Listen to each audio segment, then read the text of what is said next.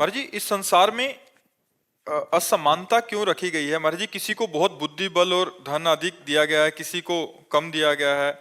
कोई जानवर इतने नहीं, जो भगवान ने दिया है वो समान दिया है। जो आपने कर्म किए हैं उसका फल असमान है। योग्यता, कर्म की योग्यता। आपका कर्म है, आप धनी हैं। आपका कर्म है, आप निर्धन हैं। आप पाप कर्म किए हैं, दुखी है। वो पुण्य कर्म किए, सुखी है। कर्म का खेल है। जितना विश्व रचा गया है वो कर्म प्रधान रचा गया है। कर्म प्रधान विश्व रचि राखा, और जो जस करे तासि फल चाखा। इसमें भगवान का क्या दोष है? इसमें भगवान की क्या बात है? जो जैसा कर्म कर रहा है वैसा फल मिल रहा है, उसको भोग रहा है। अब कोई बहुत अच्छे कर्म किए हैं, दान पुण्य किया, गरीबों की सेवा की, बीमारों की, तो वो आकर के करोड़ों रुपए लाभ प्राप्त कर रहा है। अब एक है जो दूसरे के साथ बेईमानी किया, चोरी किया, नाना प्रकार के कुकर्म किए, खाने को भी नहीं मिल रहा है। तो कर्म का योग है। जैसे कर्म करोगे वैसा फल देगा भगवान। जैसा तुम कर्म करते हो वैसा है। यहाँ संसार विषमता है कर्म के कारण, क्योंकि सब एक जैसे कर्म थोड़ी कर रहे हैं, सब अलग अलग कर्म कर रहे हैं। तो अलग अलग उनका दंड या पुरस्कार, पुण्य या पाप, सुख या दुख, यही फल प्राप्त हो रहा है। तो इसलिए हमें इसमें कोई खास चिंतन नहीं करना। खास चिंतन करना है कि भजन करके हमको अच्छे बनना है। अब तक जो हुआ हुआ, अब लो निशानी अब ना नसीब। अब तक जो हुआ अब हुआ, अब मैं अच्छा कार्य करके भगवान को प्राप्त करूं, या अच्छा व्यक्तित्व प्राप्त करूं, या अच्छा धनी बनूं। इसके लिए मुझे अच्छा कर्म करना होगा। इसकी स्वतंत्रता है महाराज जी? पूरी स्वतंत्रता है। मतलब अभी जो हम अच्छा करने लग गए तो आगे आपका अच्छा, बिल्कुल अच्छा होगा। अगर आप पाप कर्म करेंगे तो बिल्कुल दुर्गति हो जाएगी। आज भले आप सुख में हैं, कल आपका समय बहुत दुखी आएगा। आज भले दुख में है, कल आपका बहुत अच्छा समय आएगा, यदि आप आज से अच्छा शुरू कर दे। तो समझदारी इसी में कि अभी सुधर जाए। अभी सुधर जाए। अब लो निशानी अब ना नसे हो। आज तक जो किया अब आगे नहीं करूंगा, क्योंकि जो बोएंगे वही तो काटेंगे। हम अगर आम लगाएंगे तो आम, बम्बूल लगाएंगे तो कांटा। तो अब लगाते बम्बूल है, चाहते दाग छुआरा है, तो कहाँ से प्राप्त हो? तो हमारे जो कर्म है वो तो बड़े निम्न कोटि के हैं, फल हम बड़ा उच्च कोटि का चाहते हैं। कर्म है दुख देने वाले, फल चाहते हैं। सुख तो कैसे मिल सकता है? कर्म भी वैसा होना चाहिए, तभी हमारी बात बनेगी। अब जैसे आप बहुत मेहनत कर रहे हैं, लेकिन आपका पूर्व प्रारब्ध पाप में है, तो असफलता ही मिलेगी आपको, शोक ही मिलेगा आपको, चिंता ही मिलेगी आपको।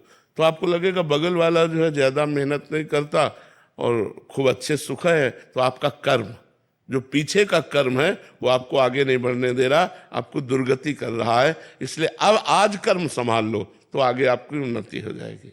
अमन जी, राधे राधे महाराज जी। महाराज जी, यदि घर में भगवान जी का विग्रह स्वरूप गलती से टूट जाए तो इसका आध्यात्मिक अर्थ क्या है महाराज जी? कुछ नहीं, कुछ नहीं।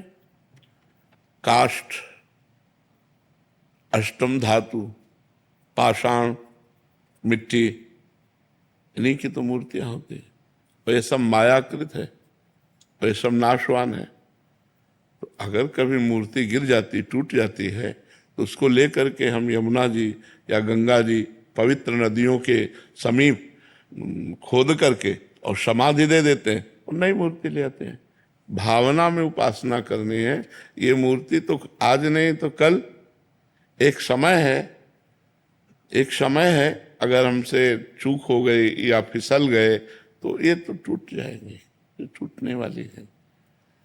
तो उसमें कोई विशेष विषाद करने की बात नहीं। नवीन विग्रह विराजमान कर ले और उनको समाधिस्थ कर दे, ऐसी बात है। कोई ऐसा कुछ नहीं कि बड़ा मंगल हो गया, मूर्ति कहाँ टूट गया या मूर्ति टूट गई तो बड़ा, कुछ नहीं। गो गोचर जहां लग मन जाई, सो सब माया जानो भाई। अब जैसे आग लग जाए तो ये सब जलेंगे कि नहीं? जलेंगे कि नहीं? तो क्या भगवान जलने वाले होते हैं क्या? तो यही बात समझ लिए। हम भगवान का प्रतीक मान करके विराजमान किए हैं। तो अग्नि भी तो भगवान है, तो भगवान भगवान में लीन हो गए। ज्यादा विषाद की बात नहीं है। अभी आग लग जाए तो जितनी मूर्तियां छवियां हैं ये सब अंतर ध्यान हो जाएंगे, ये राख हो जाएगा सब। तो जहां तक हमारी इंद्रियां जाती हैं, जहां तक हमारा मन जाता है, ये सब मायाकृत है। और मायाकृत है भाई गिरेगा। अब बाढ़ आई, मंदिर बह के चला गया, भूकंप आया, मंदिर ढह गया। तो भाई ये तो लीला होनी है, क्योंकि अशाश्वतम, ये परिवर्तनशील नाशवान संसार है, परिवर्तन होता ही है, इसमें चिंता की कोई बात नहीं। कोई अमंगल, हम शालिग्राम भगवान स्नान करें, हाथ से गिर गए, बोले कोई अमंगल, कुछ नहीं, फिर उठाओ फिर स्नान करो, कोई ऐसा नहीं।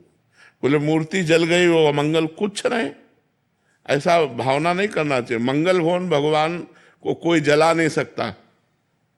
आग में जो दाहिका शक्ति वो उन्हीं की दी हुई है, उनको आग छू नहीं सकती। तो जो मायाकृत है वो तो जल जाएगा।